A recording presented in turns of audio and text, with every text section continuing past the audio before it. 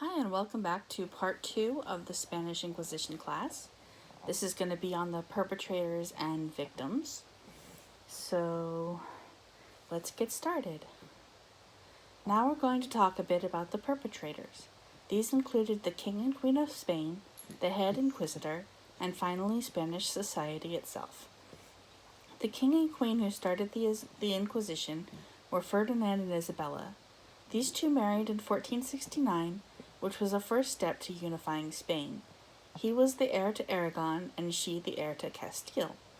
When they came together, the kingdom was officially unified, although they each kept their own bureaucracy and leaders throughout their reign. Isabella's life, with the exception of founding the Inquisition, appears to be one of an exemplary human being. She allowed people to get important state positions without regard to birth, which before then had been the only qualification. Law was thrown open to the burgher class, and all offices were open to all lawyers. Almost all historians of her life talk about her great piety, despite her conflicts with the Pope. In fact, the term used for her and Ferdinand as a unit is the Catholic monarchs. This may have been because of her support for the Inquisition. However pious she was, she would not grant the Pope any power he did not already hold over her people, and fought him for powers she believed should be her own, such as appointing priests and cardinals. Like her opening of state positions to all lawyers, she opposed appointing anyone to church positions based on nothing but merit. She won this argument, and was from there able to better curb some of the abuses of the church. Justice became blind to position in life, or at least more egalitarian than it was anywhere else in Europe. There were no longer arbitrary imprisonments, and taxation was made more equal. Of course, the exception to this was the Inquisition, which regularly was responsible for arbitrary and permanent imprisonments and even burnings at the stake. It was her first visit to Seville that the Inquisition was first suggested to her. She had previously surrounded herself with new Christians, and 3 of her closest advisors and her treasurer were all new Christians. Isabella died in 1504. Ferdinand remarried, but the second marriage produced no heir. Had there been one, it is almost certain that Castile and Aragon would have separated on his death. But as it was, the union passed to Isabella's daughter, Joanna. She was declared unfit to lead, and Ferdinand led until his death in 1516. Joanna's son, Charles I, became the new king and continued the Inquisition. The head of the Inquisition was Torquemada. He came to power as confessor to Isabella, and he quickly won her ear. Torquemada himself had converso ancestors, and yet his hatred for Jews and conversos was fanatical. He was born in 1420, either in Valladolid or nearby Torquemada. He entered the Dominican monastery at a young age and quickly created a name for himself. He feared conversos largely for the same bigoted reasons that had always plagued Jews. They were moneylenders, and that gave them the heir of the crown, and they might crucify Christian children on holidays. After 15 years as an inquisitor, he died at a monastery in Avila, and in 1832 his bones were stolen and burned in an act apparently meant to mimic the autos de fe he was so fond of, that dug up and burned people for Judaizing even after they were dead. Lay people made accusations of ritual murder and host desecration, meaning desecrating the communion wafer thought to be Jesus' literal body. Educated people largely argued that these things didn't take place, but they were common rumors, and the average Spaniard probably believed them. There were basically 3 responses to conversos and Jews. The first is that the average person regarded conversos as Jews and not Christians.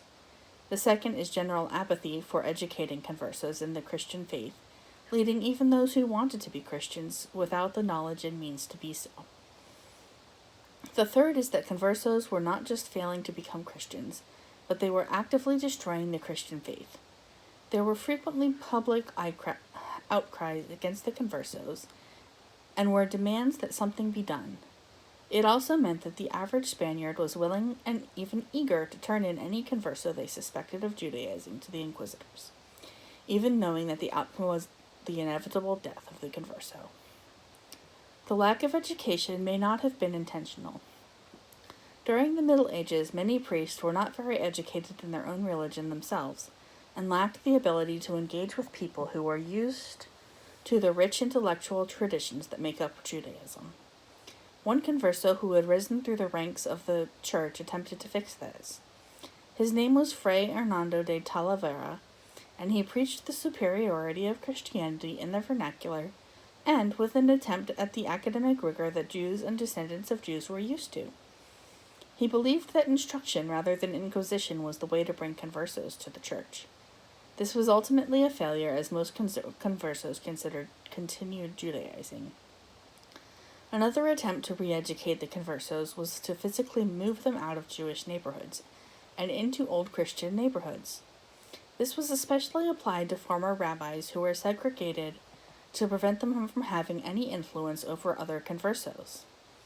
Jews and conversos were also forbidden to take conversos as apprentices, so that these mentors were always old Christians who would nurture Christian belief in the young. The concern was so strong that removal of non-apprenticed children was also seriously considered. Despite moving conversos into old Christian neighborhoods, marrying them was forbidden, especially for old Christian women. This led conversos to largely marry each other and raise their children how they themselves had been raised. In theory, the conversos were equal to any old Christian, and some even rose through the ranks of government and church. Pope Anacletus II served as a cardinal without anyone noting that his great-grandfather was Jewish. It wasn't until he was elected pope that anyone protested that he had Jewish background. Despite exceptions, Judaism was, for the first time, considered an ethnic group rather than a religious group. It is possibly because of these exceptions that old Christians came to believe that conversos had converted in order to control or subvert Christian society.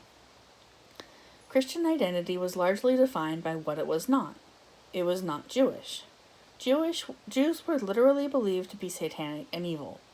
Converting thousands and later expelling thousands of Jews upset this balance and left Christians unsure of what they were when they no longer had something to oppose. In addition, the government had levied huge fines on Jews for protecting their synagogues, and for damage done when those protections failed.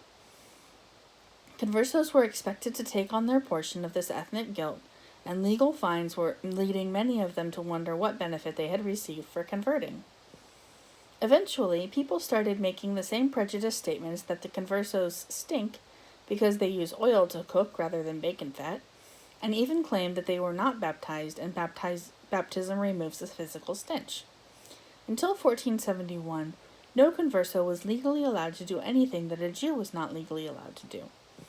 This was reversed by King Enrique IV in an attempt to lessen the acrimony between conversos and old Christians, and drive a wedge between conversos and Jews. Later, the law was reinstated and remained in place until 1501, when King Ferdinand declared that sons and grandsons of those reconciled by the Inquisition were legally Christians, although they were not allowed to inherit anything from the Jewish family members. Both Jews and Muslims were supposed to wear identifying clothing, but the law was not enforced. So thorough was the hatred against heretics that 2 generations later their grandchildren were still considered incapable of taking certain honorifics or holding any public office. Jews were required to listen to 3 sermons annually that basically heaped abuse on them, insulted them, and then asked them to convert to Christianity.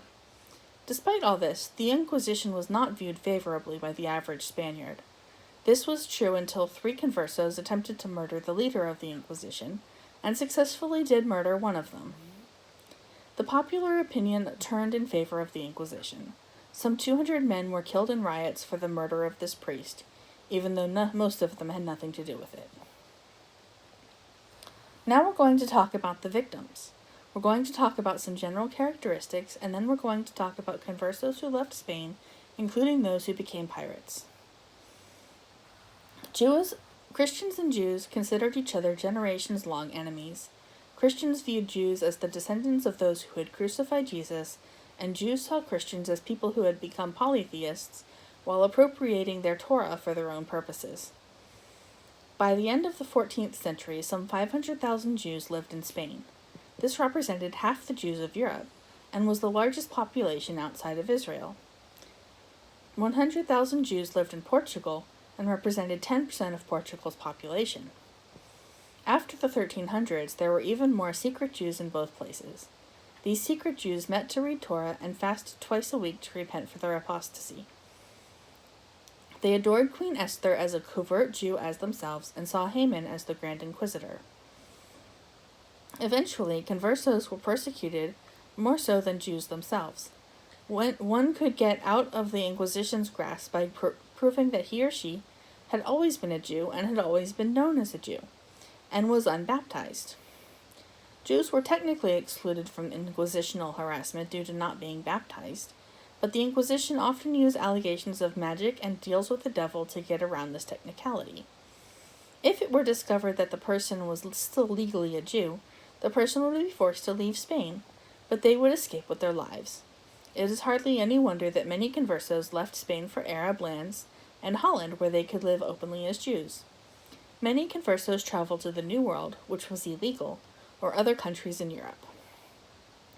Overwhelmingly, conversos were poor, but enough of them gained financial positions, government positions, or church positions that were not open to Jews to draw the ire of old Christians, who largely believed that these advantages came at their own expense. Eventually, even those conversos who wanted to remain Jewish found their Jewish knowledge was lacking, and they did not know how to be either Jews or Christians. Conversos and Jews were not legally allowed to marry, and it was dangerous for conversos to go to a synagogue or a Jew's home to receive education in Judaism. So eventually, even those who wanted to remain Jewish over generations lost the knowledge on how to be such. Many conversos gave up physical characteristics of Judaism such as cleanliness, industrial drive, thriftiness, and intellectual activity in order to avoid being suspected of Judaism. Their Christian neighbors didn't bathe, so neither did the conversos. There were some people who attempted to fight this lack of knowledge, such as a converso named Spluges and his wife Barbara. Barbara was an old Christian, but she lived as a Jew while she was married to Spluges. Both of them were eventually killed by the Inquisition, proving that attempting to teach conversos was as dangerous as being a converso. Judaizing conversos often followed a caricature of Judaism and didn't know Hebrew nor any of the Jewish literature and thought of the time. This made it harder for them to return to Judaism if they were able to escape the peninsula. Some Jews converted to Christianity sincerely. These people may have been convinced by the violence that their people's luck was at an end, or they may have simply believed in the Messiah. Some believed that Jesus was a Jew, and Jewish heritage gave them a sort of regal role in Christianity. However, even sincere conviction was not enough to save some of these conversos from the Inquisition. These people were offered no training in Christianity and maintained many Jewish practices. However, in many cases, these seemed to be more cultural than religious. A letter between sincere convert Joshua Lorki and Jew Halevi lays out 4 reasons for possible conversion. Halevi asked Lorki if riches and honor motivated his conversion. A second guess was that the study of philosophy had convinced him against all faiths, and he therefore found it more expedient to side with the dominant faith. The recent devastation of the Jewish community was the third reason, and fourth, he suggested an actual revelation that convinced Lorki of the truth of Christianity.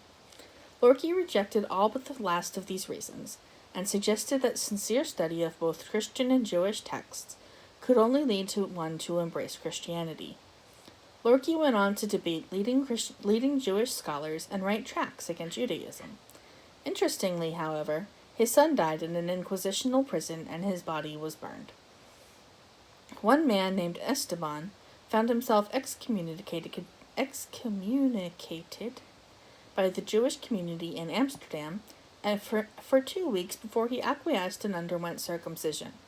However, he then later turned himself into the Inquisition, claiming that it had never been his desire to convert back to Judaism. Many conversos escaped to foreign countries where they could practice Judaism freely.